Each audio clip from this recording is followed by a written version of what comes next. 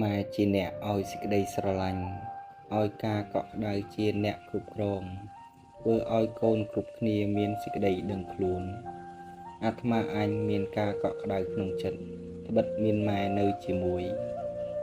ម៉ែគឺជាមិត្តដ៏ពិតប្រាកដមិនថាក្នុងពេលសុខឬពេលទុក្ខឡើយទោះបីកូនខុសឆ្គងយ៉ាងណាម៉ែតែងឲ្យអភ័យជានិច្ចម៉ែជាទីប្រឹក្សាដ៏ល្អនិងជាទីទុកចិត្តសម្រាប់កូនព្រោះហេតុដូច្នេះហើយទើបម៉ែបានទៅជាព្រះក្នុងផ្ទះម៉ែជាអាចារ្យម៉ែជាទេវតាសិទ្ធនៅក្នុងផ្ទះនិងម៉ែជាព្រំព្រមទាំងជាព្រះកូនក្រាបសំពះឈ្នះអស់មារសត្រូវគុណម៉ែតាំងតែគួរចាប់ផ្ដើមទ្រាំពោពោះផើមទ្រាំលំបាកដេកដើរដូចរោគតាមឥតស្រៈទម្រាំកូនចាក់ចេញពីផ្ទៃពេលឆ្លងទន្លេម៉ែឈឺខ្លាំងចិត្តតាំងកាយប្រឹងព្រមដោយភ័យមិនដឹងយ៉ាងណាចិត្តមមៃនឹកភ័យក្រែងកូនសូនសង្ខារលោកកូនបានកើតជាទារកម៉ែថើបជញ្ជក់សពកាយាបីបងធ្នមថ្នាក់ពេញហត្ថាមេត្តាប្រែឈាមជាទឹកដោះនៅពេលកូនឈឺម៉ែរក្សាបីផ្ទុំអរ៉ាដោយចិត្តស្មោះកូនឈឺម៉ែភ័យមុខស្លាំងអស់មិនសម្រានសោះវាស់ព្រឹកនៅពេលកូនជាម៉ែសប្បាយចិត្តម៉ែមិនណាយមានតែនឹកឃ្លាតឆ្ងាយបន្តិចចិត្តវវឹករលឹករកកូនវិលវិញភ្លាមអង្គុយកកក្រោកឈរដើរទៅតាមដំណើរម៉ែព្យាយាមខំបង្ហាត់កូនដោយមិនទៀមក្នុងនាមជាគ្រូដ៏ឧត្តមជុះនោមហូបចុកស្លៀកដណ្ដប់ចំណេះចេះសពប្រចាំថ្ងៃសំដីភាសាមាយាទថ្លៃកូនសុំសង្ស័យក្រែងឥតគ្រូកូនចេះមួយមុខម៉ែអម្ដងអួតប្រាប់អ្នកផងមិនចាំយូរម៉ែនឿយយ៉ាងណាមិនគិតគូរបន្ធូរកង្វល់ដោយផ្ទាល់កូនធំបន្តិចបែករាងកាយកូនខ្លះតតឹងអាងជីដូនម៉ែខឹងអន់ចិត្តមុខស្រពោនវាយកូនរួចគិតអាណិតក្រោយកូនម៉ែល្អម៉ែសុខបន្លងបានដូចបំណងសូមអំណោយដូចបានកែវទឹកទេវតាឲ្យឬដូចបានសោយសុខសួគ៌ពេលកូនបានសុខម៉ែសុខផងពេលកូនមានម៉ងម៉ែពុំជាកូនប្រឡំបាក់ម៉ែរងាគ្រប់គ្រាម៉ែគិតកូនស្រីប្រុសកូនខូចអាក្រក់ក្នុងភូមិឃុំគេគុំគេស្អប់សពសាយសោះ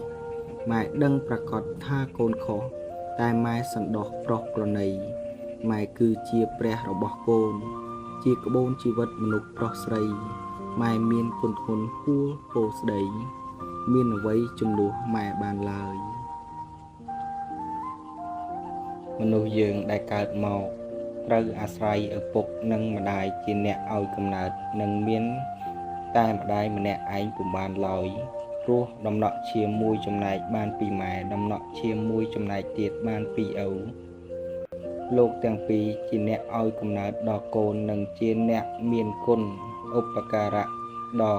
យ៉ាងខ្ពង់ខ្ពស់ចំពោះកូនដូច្នេះមេត្តាបិតាគឺជាព្រះឲ្យកំណើតកូននិងជាព្រះដ៏មានគុណចំពោះកូនខ្ញុំបាទឈ្មោះតុងវត្ថាជាអ្នកចង់ដឹងថ្វីដៃប្រាជ្ញខ្មែរចងជាកំណាព្យកាបឃ្លោងហោហែដឹកនាំកូនខ្មែរឲ្យស្គាល់ខុសត្រូវខ្ញុំពេញចិត្តណាស់អ្នកចេះដឹងច្បាស់ជួយបង្ហាញផ្លូវឲ្យកូនខ្មែរយើងស្គាល់គុណម៉ែឪពាក្យនោះខ្ញុំត្រូវចាចម្លងទុកព្រះពុទ្ធត្រាស់ថាគុណធ្ងន់អស្ចារ្យគឺម្ដាយឪពុកកូនណាដឹងគុណកូននោះបានសុខរួចផុតចាក់ទុក្ខអបាយទាំង4ទើបតែពេលនេះខ្ញុំឃើញច្បាស់ចេះពាក្យមានចុងជួនចងជាកំណាព្យកាបឃ្លោងពាក្យ4ចាត់ទុកជាក្បួនច្បាប់ដ៏ប្រសើរ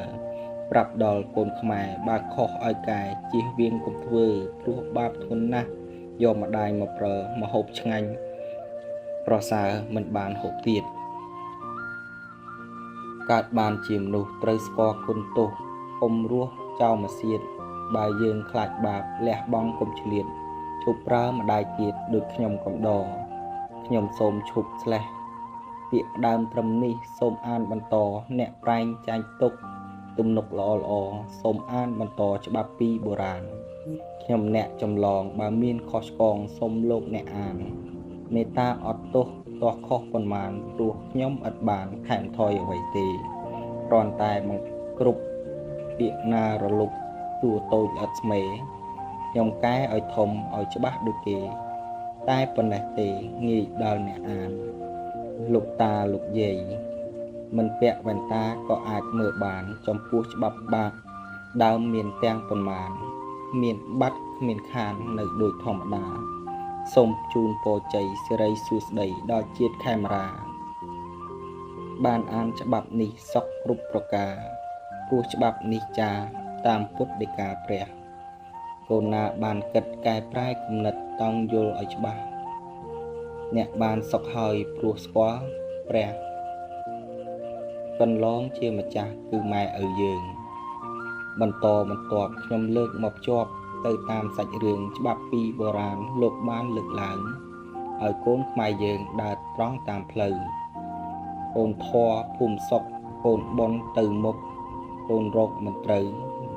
មិនស្ដាប់វិចារទេសនាម៉ែឪតែងចង្អុលផ្លូវប្រាប់កូនប្រុសស្រីតែកូនមិនដឹងច្រើនណាស់តែខឹងនឹងម៉ែឪស្ដីតាមពិតគួរស្ដាប់សូរស័ព្ទសំដីលោកអើយក៏បីគោរពបូជាដូចស្ដាប់ព្រះសង្ឃលំអត់អោនអង្គបង្គំវន្តាព្រះពុទ្ធដាក់4ប្រធួននាមាឈ្មោះថាបុព្វាចាគ្រូខាងដើមសម្រាប់ទូមានកូនចៅគ្រប់ប្រានឲ្យបានញ៉ាំឆ្នើមកុំឲ្យដើរលេងជាលបែងគេខ្ពើមកុំឲ្យរងើមសប្បាយជ្រុលពេកពេលយប់ប្រលប់មើលការឲ្យគ្រប់ទុកដាក់ឲ្យដេកហើយភ្ញាក់ពីយប់ប្រារព្ធពុនរែកកុំឲ្យទាស់ភ្នែកអ្នកផងទាំងឡាយមើលគេអ្នកមានគេមិនអត់ឃ្លានមានប្រាក់កាក់ចាយព្រោះគេបានស្ដាប់ច្បាប់ឪពុកម្ដាយទើបបានសប្បាយនាលោកនេះហងនេះធម៌ទេសនារបស់មេដានិងបិតាផងបើកូនណាស្ដាប់នៅច្បាប់កន្លងកូននោះលែងឆ្កងចាស់ផងស្ងួនភ្ញាព្រះពុទ្ធដាក់ឈ្មោះបាលីពីរោះបុព្វេនេវាទេវតាខាងដើមអ្នកផ្ដើមរក្សាបុត្រីបុត្រាហៅទេវតាព្រះគឺម្ដាយឪពុកជាអ្នកម្ចាស់សុខកូនមិនសំពះម៉ែឪទូមានឆ្លៀនពៀនចង់ឈ្នះសត្រូវនឹងព្រះម៉ែឪអាត្មាប្រទុះមើងងាយនឹងឪពុកម្ដាយស្រែកហៅទេវតាអំពីខាងក្រៅ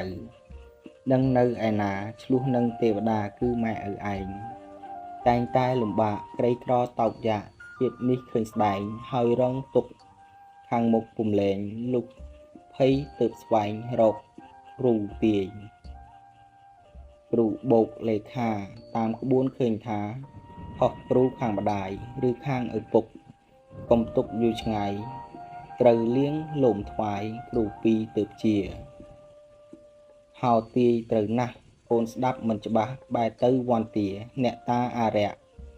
មេតព្រាត់លបាក់សាម៉ែឪអាត្មាមិនថ្វាយបង្គំ